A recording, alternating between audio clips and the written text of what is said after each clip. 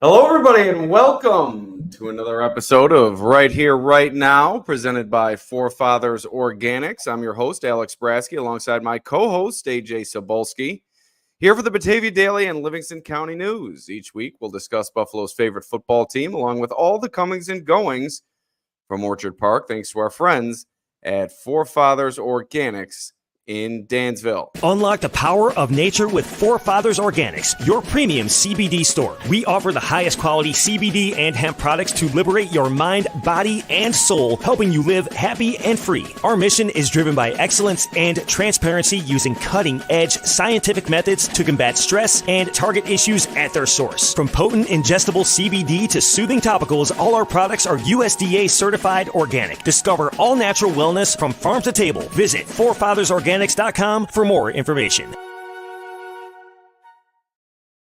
All right, AJ, a 33-6 drubbing at the hands of the Bears. The Bills did not look good one bit, not really in any phase of the game here this afternoon at Highmark Stadium. But then again, it is the preseason, and I guess we'll start off with this question. How concerned should Bills fans be with the performance put forth by their team today in Orchard Park? And I think I'm kind of towing the line on this, kind of half and half.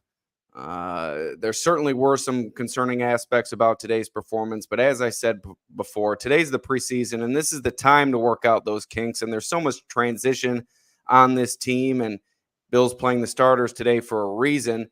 Although they did not look very good, still 2 preseason games left. From Josh Allen's comments after the game, it seems like the starters may get another opportunity next week in Pittsburgh, including that joint practice with the Steelers. So plenty of work left to be done. How concerned are you with the Bills' performance here on Saturday? Yeah, quick shout out before USA Basketball wins gold. Steph Curry does Steph Curry things and leads the USA Basketball to gold. So just wanted to throw that in there before I give my thoughts on this Bills-Bears preseason game. I think Josh Allen, has a point about it, saying, he mentioned that it's just a preseason, it's just game one. The Bears already have played a game, so they've, some of those players, especially on the depth part where you really saw the Bears pull away, was when both teams' depth charts, like deep in the depth charts, were out there playing against each other. I think you saw the Bears kind of pull away, and that was the unit that was mostly out there against the Texans in the Hall of Fame game last week. So the Bears do have some they had a game in hand already on the Bills. I'm not too concerned now. I will say, you play these exhibition games, or growing up, you play games, and when you lose like that, like if you're playing a one-on-one game with your buddy and you lose 11-0, like, yeah, sure, it doesn't matter, right? You move on from it, but you might hear it, some jokes about it. But I think with the Bills, I didn't care. Obviously, I don't think really anybody cares if they truly win the game, but I think it's a matter of how you look. And Sean McDermott was very adamant after the game. We didn't hold ourselves to the standard of playing for the Buffalo Bills. We have a lot to learn, a lot to work on. So I think overall, all in all, it's a preseason game. You got to look at it as that. It doesn't matter. The starters were out there for a quarter. It was pretty vanilla offensively, like we discussed on our preview show on Friday. So I'm not too concerned about it. But again, I think the way they looked is a little concerning, and just how they were kind of deflated down the stretch. They didn't really seem to have much fight back or much energy throughout the game. Not many splash plays from either side of the ball. Still some good mixed in there, but overall just a disappointing, start to a preseason for a team that's under a transitional phase with a lot of new faces and new coordinators. But again, I'm not too concerned at this point. Yeah, I think you mentioned a good point there. Really didn't seem to have the spark, did the Bills, throughout the game today. And that's been something that a lot of people have questioned throughout this offseason, where that spark is going to come from this season. You lose the elephant in the room and Stephon Diggs, a lot of other veteran leaders. Where is that spark throughout the course of a game when you need it going to come from? And I just don't think the Bills could find one today. But let's preface everything by remaining a little bit conservative with our criticism. This is the preseason after all. Let's start off with a positive takeaway from an overall dreadful performance from the Bills. No Von Miller and no Matt Milano in this game. They did dress. It appeared initially as if they were set to play, but they came out onto the field with the rest of the team in sneakers and hats, did not have their helmets, and did not participate in the game. But the positive takeaway, no new injuries for the Bills during this game. There was a brief injury scare at the beginning with Ed Oliver going down. He was later cleared to return with a knee injury. But that's certainly a good sign. You want to come out of these games healthy. And that was something that Sean McDermott mentioned off the top during his post-game press availability. When you put the starters out there, there's going to be a lot of speculation whether or not that's the right move, and people are waiting to pounce with their criticism if things do go wrong. And on the very first play, Ed Oliver goes down, leaves everyone holding their breath. But all in all, a successful outing injury-wise, and the Bills get out unscathed. Yeah, that's obviously the best sign and the most positive sign about this game is everyone's healthy. Ed Oliver with the injury scare there literally plays one snap, goes down with an injury, doesn't see the field again. I think maybe he just wanted to get out of there. Just kidding. But I think, you played one snap on the defensive side of the ball. And, you saw after the first series, a couple stars on the defensive side of the ball. Taron Johnson, Terrell Bernard was already out of the game after one drive. So they were already taking some guys out. It really was only one full defensive series with the first team unit. And then the offense had the 1.5 drives with Josh Allen, and then a lot of the starters still remain in the field because I think Sean McDermott saw Josh Allen scamper on a 7-yard carry in a preseason game on 3rd and 6. It was like, hey man, look, I'm happy. I'm happy you slid, you protected yourself, but it's preseason. We don't want you out here running, trying to pick up first downs like you so normally do. So maybe that can bring us to the next point of the running game, and maybe we can get into that. So yeah, overall, I'm happy that they're a healthy team moving forward after this game, and that's obviously the biggest positive from this Bills-Bears matinee. Yeah, there were several Bills who missed the entirety of Saturday's contest due to injury, including wide receiver Matt Collins, wide receiver Chase Claypool, wide receiver Justin Shorter, safety Mike Edwards, safety Cole Bishop, running back Ty Johnson, linebacker Edifon Ulofoshio, linebacker Nicholas Moreau, offensive lineman Travis Clayton, edge rusher Casey Tuhill, and defensive tackle Daquan Jones. The offensive line today, AJ, a major concern. 8 sacks, an additional 11 quarterback hurries provided by the Bears' defensive front. It was really a problem throughout the day, and it's been another talking point throughout the offseason. The Bills transitioning up front. They let Mitch Morse go. You have Connor McGovern shifting over to center, David Edwards at left guard, and a lot of new depth pieces trying to work their way in. And boy, they struggled mightily throughout this game. Yeah, I think the communication with the second unit for me was the most concerning because that's a group that I think's been working with each other a while. You go back to that play when you asked me about what truly happened with that sack on Trubisky, I think it was maybe in the second quarter when there was kind of a miscommunication with the center and the snap count, and then they snapped the ball, and then Will Clapp's sitting there frozen, and Lyle Collins is sitting there frozen, and they're not moving, and the ball's already in Trubisky's hands. The 2 edge rushers on Chicago had a free run at Trubisky, brought him down for a sack. Shane Buechele, it seemed after that interception, was just running around like a guy with a little shell-shocked after that interception. Yeah, like a chicken with his head cut off, just kind of running around back there and really unsure what he was doing. But I think overall he hung in there and tried his best. But in terms of the first team O-line, I think it's hard because Connor McGovern said it after the game that there's no game planning going into this, so they don't know what stunts they're running. I'm not saying that's an excuse because the Bears were still by far the better team today, first team through third team. Every unit I think outplayed the Bills in this game. But you look at a Bills offensive line that I think had troubles last year in the preseason, and I think that with the amount of veterans on that offensive line, they will respond. And I think another conversation to be had is the Bears know that Josh Allen is not going to be running the football. And Josh Allen is a huge part of the Bills' running game. So if you're really trying to implement, if the ball's getting handed off to James Cook, the Bears know it's going to go to James Cook. Allen's not going to keep it or use his legs as a threat. So I think that's another aspect to this is Josh Allen's ability as a runner on this offense is so important to what they want to do in the run game that knowing when you're going up against the Bills and that they're not going to do that with Josh Allen, I think that gives the defense a huge advantage. And I think that's what you really saw and how the Bears really controlled the line of scrimmage today. Yeah, and along with the pass protection issues, didn't create much room for Ray Davis and the other running backs to run. James Cook, a couple of carries early on as well. Davis finished with 2 yards on 5 carries. It seemed like it was a great opportunity for him to shine. Ty Johnson out for this game. Davis trying to work his way and solidify that running back 2 role, but just not much from him today in the running game. And maybe you can chalk that up to lack of production up front on the offensive line.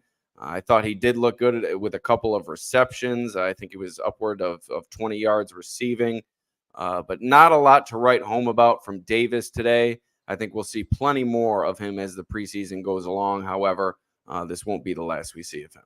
Yeah, I think the Bills offensive line coach Aaron Kromer is going to probably lay into those guys in that second team unit, because I think a big reason, I mean, any running back, Ray Davis did not have 5 carries for 2 yards because he has an inability to run the football, right? Like there's definitely, and that goes for across the NFL. Runners really are made because of their offensive line. Now there's extreme scenarios like a Christian McCaffrey that, the generational guys, but a lot of running backs, if they have the proper blocking in front of them and guys that they can trust, they're going to have good games, because these running backs can really come in bunches nowadays in the NFL. So I think with Ray Davis, it's a learning experience. I really do like what I saw from him in the passing game. He understood where to be. He was a safety valve for Trubisky on a couple times. He made a great catch on the boundary when Trubisky was in trouble, getting both feet in. Made another catch underneath in the middle of the field, breaking a tackle, getting upfield for like a 13-yard gain. So I think with Ray Davis, what you saw in the pass catching game really gave me confidence as to what he could be as this running back too, and a compliment to James Cook. And along with his physicality, just his ability to put his head down, finish runs.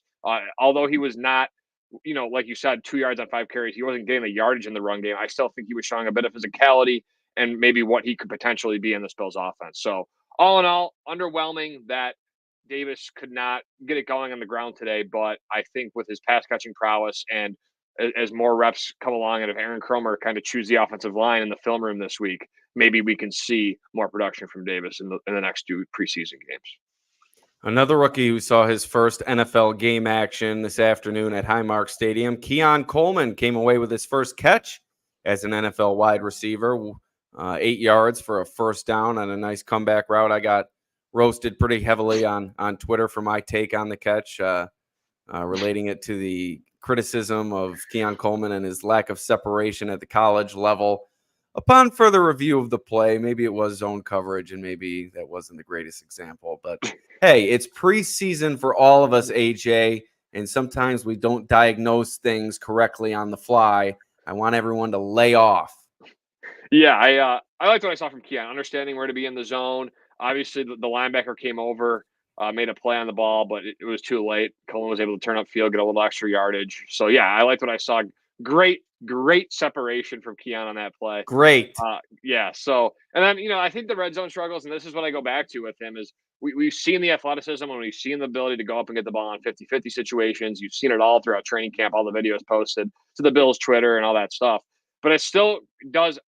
There's still a lot that he needs to work on to become a complete receiver in this league. And I think those 2 red zone reps against a really good corner in Jalen Johnson, who's by no means, I mean, that's a great test for a rookie to go up against him. I think that he struggled a little bit. You saw him not get separation. Whether maybe there was some illegal contact on one of the 2 plays or whatever. And that's what I saw. I saw a little hold along the back line of the end zone, and maybe the feet get tangled on the other one. But at the same time, your point is well taken. Right, and that's the NFL. Like, there's guys that are going to get away with that. Like, I thought Cam Lewis's rap on Rome Odunze was great, right? But that illegal contact in the middle of the field when he was kind of at the stem of his route kind of disrupted Odunze's route pattern, and they called the illegal contact. I still thought Lewis made a great play on the ball and almost intercepted it. So it's kind of really ticky-tacky with these refs. But, again, I think Coleman, there needs to be some more nuance to his route running still. He needs to become a complete receiver in this league. Still high on him. Still think he could be a very important contributor. And I'm glad to see that they're kind of emphasizing him. Joe Brady is early on in the red zone, trying to get him those reps, especially in the preseason. So he's ready to go week 1. So we'll see what he can do moving forward in the red zone, and if he can continue to develop as that kind of complete boundary receiver the Bills need. Yeah, the Bills opened the game with a 12 personnel look. Dalton Kincaid and Dawson Knox on the field, and also Coleman and Shakir along the outside. I'm sure you'll see plenty of that formation throughout the course of the season. Wide receiver Curtis Samuel also mixing in on 3 wide receiver sets. And he had a nice play, a nice 15-yard gain on a screen pass to the right side. And that shows you what Curtis Samuel can do. Just get him the ball in space, and you can use him almost as a yard after the catch guy, which is what the Bills have been in search of for the past several years. And it was only 1 play. Didn't see a whole lot of action today, but Curtis Samuel showing what he can do in this Joe Brady offense. Along with Khalil Shakir, he was the most productive of the bunch, hauling in 3 receptions, 28 yards, proving to be that reliable target that Josh Allen can count on. There was a lot left to be desired from this offense, but I think you saw shades of what it can be under Joe Brady's tutelage and with these new weapons at Josh Allen's disposal. Yeah, like I said in my preview, I think we'll see, right, some trends, like you mentioned, kind of some hints at what the Bills will be offensively. I thought some of that shined through today. And Bruce Nolan had a great tweet. I think a lot of people know who Bruce Exclusive is. If you don't, check out his podcast. He's great. He tweeted, Khalil Shakir is exactly one step faster than you think he is. And that really, like, kind of exactly how I feel about Khalil Shakir, right? Like, when he gets the ball, he kind of uses leverage, makes the defensive back, and it puts the defensive back in an uncomfortable position, and then utilizes that, like, kind of sneaky speed to get upfield. I mean, he was a perfect safety valve for Mitch Trubisky over the middle of the field, got upfield, and kind of showed that kind of, again, sneaky speed to get upfield for the 19-yard gain. Curtis Samuel, like you mentioned, you saw that burst on the quick screen. I think he has a really good understanding, Alex, and you've seen this, that he has worked with the running backs at camp. He has a good understanding of setting up the run, right? Like he was quick, kind of put his hand on the back of an offensive lineman and kind of let the offensive lineman, feel it out, give him some gaps, which one to hit. And he made a good play out of it. So two good signs from those two guys, because I think with Joe Brady's passing attack this year, it's going to be a lot of underneath, let's go get it, put defenses in uncomfortable spots, don't make Josh Allen work too hard, and then hit you with an over-the-top shot, keep you honest. So I think you're seeing a little bit of that already, and I think with Shakir and Samuel, there's something that could be special brewing with those two guys. Dalton Kincaid, just one reception for 7 yards. Allen finished 2 of 3 passing for 22 yards. Another wide receiver working to solidify his role on this team. Marquez Valdez-Scantling, another drop today on a short pass to the right side. He's had a rough training camp, started slow, has mixed in some drops, seemed to be coming on as of late, but if he continues to mix in these drops, I don't know how you can count on him if you're the Bills. He's clearly outside of that top 3 with Coleman, Shakir, and Samuel, so maybe not relying on him that heavily within this offense, but at the same time, if you're going to rely on him at all, these drops certainly starting to stack up and be more and more concerning. Correct. And experience only matters so much when you're making, I think, and like, he's been inconsistent, but he's been consistently dropping the ball. Like, he's been an inconsistent player at camp, but he's been consistently dropping the ball, and that is an issue. I mean, it looked like what happened is he felt the pressure from the linebacker behind him, kind of stabbed at it with his hands, and then tried to turn upfield too quick, and the ball landed in front of him, kind of turned before he had total control of the ball. Maybe a little bit of uncertainty with what was behind him, didn't want to take too hard of a hit, but that's kind of a carbon copy of his drops throughout training camp. And that's just a catch you have to make, right? Like a 5-yard hitch route underneath. You just got those are that makes like a 1st and 10 to 2nd and 5. Instead of 2nd and 10, you're sitting to 2nd and 5, and that opens the playbook for Joe Brady and what he wants to do. So I think with MVS, it's hard because I know we talked about it, Alex. Like, is he a lock because of the experience and what he's done? Can you get him back on the practice squad? Probably not, because of his name. So how are the Bills going to weigh that out with the contract and the experience versus what he's shown? If you're going off what he's shown, I mean, I would even give Terrell Shavers a leg up on MVS right now, and maybe even a KJ Hamler. I know he was very inconsistent today, but overall, if you look at throughout camp, based on the style of play these players are putting out there, I think MVS has just struggled. But he's also had some good moments. So I don't know. We'll see. It'll be interesting to see how he's utilized, where he's put. Is he with the second team? Is he with the first team? Depending on the starters play against Pittsburgh and so on and so forth. So we'll see what happens. And you mentioned Hamler, inconsistent in the return game today. Nearly botched a kick return, fumbled it away, was able to chase it down and manage somewhat of a return. Later, he did redeem himself somewhat on a punt return using his elusiveness down the right sideline. Nice 15-yard return for him. So some good, some bad from Hamler in the return game. Daquan Hardy was out there. He got the second opportunity. He struggled to track down high arching punt. It was a bit windy out here at Highmark Stadium, and Sean McDermott commented on that after the game, said some of the new returners that are new to playing at Highmark Stadium kind of got a taste for the weather. It was a beautiful day out here, as you can see behind me. There was sun, really not many clouds, but the wind was whipping, and I really think that made things tough on the return men. So I think that battle remains ongoing. I don't think anything has to be decided there. Hamler and Hardy, I think the two that the team are looking at for that return job. Yeah, no one really has the edge to me, and you saw a Bears player later in the game also muff a kickoff. So like you said, I think the wind was definitely a factor. I don't know if we'll get to Sam Martin, but he was another one that drilled two 60-plus yard punts and then had two punts around 30 yards. So there's obviously some inconsistency with his punting today, and maybe a concern moving forward. But yeah, for the punt returners, I agree with you, Alex. I don't think there was really any player, whether it be Hardy. I mean, maybe an Isabella because he was there in kick return. Darrington Evans got a rep there as well, and KJ Hamler. I don't really see anyone that pulled away, but I definitely think you could say that Hamler and Hardy are the leaders in terms of who will win those battles, and we'll see what happens. Hamler inconsistent. I like the 15-yard punt return, like you mentioned, showed elusiveness along the sideline, got upfield, so it was a good play from him. And then Hardy, you didn't really see much of. So we'll see moving forward how that shapes out and how the Bills value that position. Quick break to thank our friends at Forefathers Organics.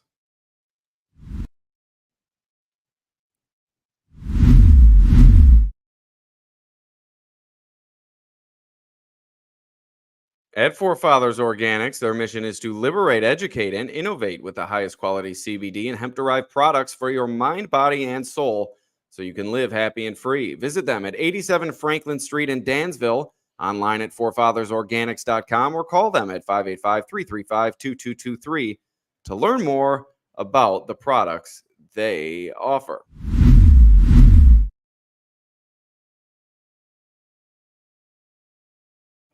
And our loyal listener, John Robert, bringing us to our next point.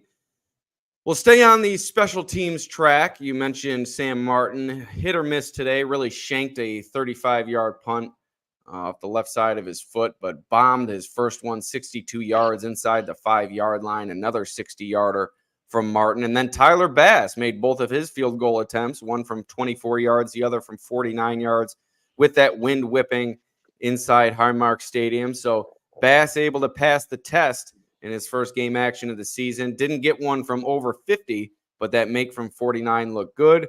And with the win, certainly a very impressive day for him. Yeah, that's kind of what Sean McDermott opened with. He mentioned, like, obviously the big point of staying healthy. I'm talking about his post presser after the game, but he also mentioned that they were able to get Bass out there for 2 field goals, and he executed them and put him through the upright. So that was another positive sign of the day. But yeah, I mean, Sam Martin, a 29-yard punt and a 34-yard punt paired with 2 60-plus yarders. I mean, the win was definitely a factor, but you just need more consistency there. And I don't think the 34-yard punt was really due to the wind. I think, like you said, I think he kind of shanked it and it went off as part of the foot wrong. So that's obviously something that needs to be worked on. And who knows, maybe I know we went to that scenario and I asked you, like, maybe I don't know, maybe right before camp about maybe the Bills bringing in a punter because Jack Browning now released, so now they have more questions and answers after this game with Sam Martin and what he can be. I don't know how they feel with him in terms of as a punter and as a holder. So we'll see if the Bills make any moves. Maybe keep your eye out for maybe a punter acquisition in the next few weeks, but I'm not expecting it. I think that's a low chance, but I still think there is some concern with Sam Martin moving forward.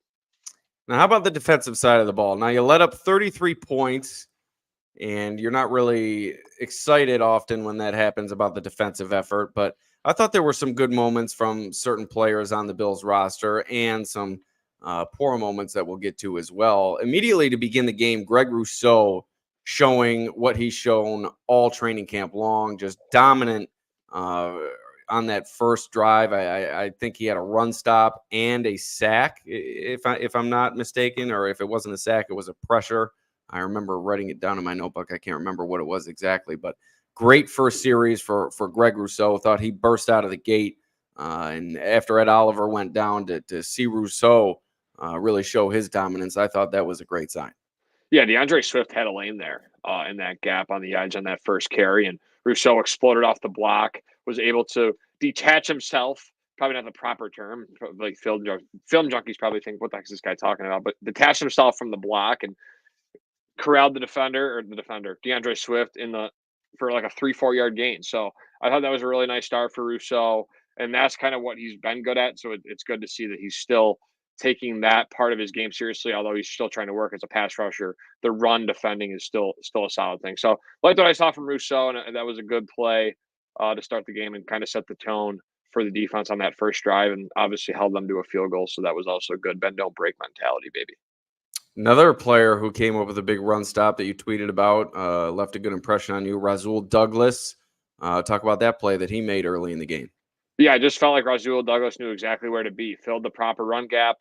Defensive line kind of went to the left, kind of causing the running back Khalil Herbert to cut back to the left, and Douglas was right there. Right, took him down, made the sure-handed tackle, a loss of 3, forced a field goal. That's a huge play for Rasul. I think a 3rd and 1 in the red zone. Those are usually, offense has a lot of success there, especially in the red zone, inside the red zone, when you can use those jumbo packages to get extra yardage or push the pile for even 2 yards. That's all you need. But good play by Rasul, good awareness, good to be there. And he also had 2 tackles earlier on the drive. So 3 tackles for Rasul, 1 for a loss. And I thought he just, made some plays. And again, he's been a solid acquisition ever since he's come over from Green Bay halfway through the 2023 season. And what it was from Rousseau was he got that stop on DeAndre Swift. That was the same play. Oliver was hurt. And then the very next play, he forced a holding call with good pressure off the edge. So that's what it was from Rousseau. A player on defense that I thought did not put his best foot forward when given an opportunity. Kendall Williamson was out there with the second-team defense at safety. We all know the revolving door there with the 2 injuries to Cole Bishop and Mike Edwards. Kendall Williamson getting an opportunity out there with Cam Lewis. And Williamson let Cole Kmet, the Bears tight end, streak across the field for a 20-yard gain early in the first quarter. And then later, just a completely incomprehensible, unnecessary roughness call. The ball was thrown incomplete, went over the wide receiver, and Kendall Williamson, for some reason, came up and hit the wide receiver anyhow, and that warranted the flag. I think he took a step back in this game, and with those 2 free agent veterans, Terrell Burgess and Kareem Jackson, kind of waiting in the wings, I think that next preseason game we might see somebody else with that second team. Yeah, Williamson struggled. I'm glad DeAndre Carter's okay. Came over from LA, signed with Chicago, had some success in LA. So good to see him back out there. He left abruptly, but was back in the game. And yeah, that was a clear dirty hit. And it's tough because you feel for Williamson in a way because he's fighting for a roster spot. He has a great opportunity. He probably wants to show coach like, hey, I'm going to finish the play. But it was just obviously a dirty hit, unnecessary, and it shouldn't have happened. Overall, nothing too much, I feel like, from the safeties in this game. I felt like Caleb Williams obviously had a really good start in his NFL debut. I thought he threw the ball really well. And the Bills defensive backs were really unable to make any good plays on the ball and be those ball hawks, besides the notable one, Cam Lewis, that he was flagged for illegal touching. So I think there is some concern with the safety room to this point. And when you have a guy in Kendall Williamson that they're put on the second team right now, I know Bishop and Edwards are out, and hopefully that will shore up the safety room in a way when they return. But what you have with Williamson today, I just didn't see too much I liked. Anything else we're forgetting, AJ? I think we've covered pretty much everything, although the John Parry effect showing itself today. Sean McDermott, 2 successful challenges, and spoke on John Parry's involvement after the game. Said John's involved. It's good to have him. Also mentioned a few others that help him on the sideline. Says he has a lot of help, but it was good to see that addition of the officiating liaison perhaps bear fruit immediately to start the preseason. Yeah, John Parry, what an addition. Definitely pushing him to make the 53-man roster. MVP of week 1 of the preseason, you think? Yeah, absolutely. Probably the bright spot of this game. When you win 2 challenges, and that second one too, like that was not an obvious one. No one saw it on replay. Andrew Catalon, Steve Tasker, who did a great job today, sideline reporter Matty Glab. Catalon and Tasker didn't realize it either until after you really slow it down and look at it. So Parry probably had a keen eye on that reception, and it was pivotal because it forced the Bears to punt and give the ball back to the Bills offense. So all in all, John Parry, a job well done. He's not only a ref, he can help Sean McDermott out too and make him look good. So good for John Parry. Anything else, AJ? Anything you'd like to add? Anything you'd like to tell the people before we get on out of here on Right Here, Right Now, live Buffalo Football Talk? I think, well, first of all, I think the tight end 3 battle isn't as serious maybe as we thought. I thought Quentin Morris was open up the seam twice today. Mitch Trubisky just missed him. Mitch Trubisky was, although had his moments, I thought he was pretty bad today. Him and Buechele, pretty poor. Yeah, so both the second and third string quarterbacks. But I mean, what do you expect? They're playing behind a a second team O-line that I thought was just, again, really bad, and third team struggled as well. So I think Quentin Morris would have had more opportunity today if the quarterback delivered the ball. I thought he might have had a touchdown, another reception up the seam. And you really didn't see much from the training camp darling, Zach Davidson. I really thought he was underutilized. He was targeted once deep down the left side, overthrown, wasn't really open. So that was going to be another question. Do you think they were hiding him with all the talk about him during the preseason? Maybe they're trying to sneak him back onto the practice squad. I think that could have factored into the non-usage today. You don't want to throw him out there during the preseason, have him become a preseason superstar, and then have him get poached off the waiver wire. Sure, that might be a factor, of course. And again, I think Quentin Morris, just with his special teams ability and what he's brought consistently to that room, I really don't see Zach Davidson, making that team. I'm not saying that nothing can change from, now till the cut down day, but I think with what we saw from Davidson today and the lack of usage and lack of targets, it's kind of to temper the expectations, because I'm not expecting too much from Davidson, especially with that, even if he gets any opportunity with the first or second team. All right, that's going to do it. We're going to get on out of here from Highmark Stadium. AJ back home did a great job providing live updates for today's game. Not many exciting updates to be provided, but did a great job nonetheless. We'll probably be back on Monday with another episode to move forward into this preseason and see how things shake out on the Bills roster over the next several weeks. Before we got here, a word from our friends at Forefathers Organics. Unlock the power of nature with Forefathers Organics, your premium CBD store. We offer the highest quality CBD and hemp products to liberate your mind, body, and soul, helping you live happy and free. Our mission is driven by excellence and transparency, using cutting-edge scientific methods to combat stress and target issues at their source. From potent ingestible CBD to soothing topicals, all our products are USDA certified organic. Discover all natural wellness from farm to table. Visit forefathersorganics.com for more information. All right, AJ, that's going to do it. We'll see you next time. Peace out.